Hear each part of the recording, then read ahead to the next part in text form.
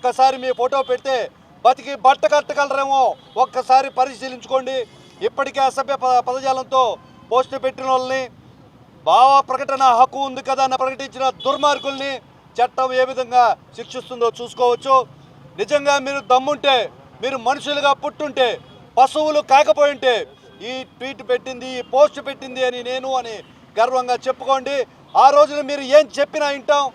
వ్యవస్థాపూర్వకమైన మార్పులు కావాలా, సర్దుబాట్లు కావాలా, ప్రజలకు ఉపయోగపడే ఫెయిల్యూర్స్ ఏమైనా ఉన్నాయా తెలియజేయండి. అంతేగాని ఇంట్లో వాళ్ళని, ఇంట్లో వాళ్ళ తల్లిదండ్రుల్ని వాళ్ళు ఉన్నారా లేరా అని చూడకుండా మీరు వాడే పదజాలం వల్ల సమాజానికి మీరు ఉద్ధరించేది ఏం లేవు.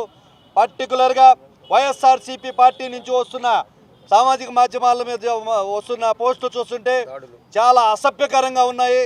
ఖచ్చితంగా దాడిని వైఎస్ఆర్సీపీ నాయకులు ఎదుర్కొనేదానికి సిద్ధంగా ఉండండి అని నేను తెలియజేస్తున్నాను.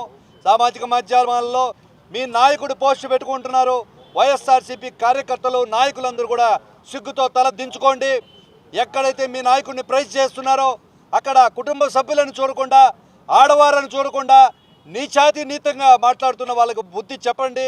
ఇకనైనా పోస్టు పెట్టించడం మానుకోండి.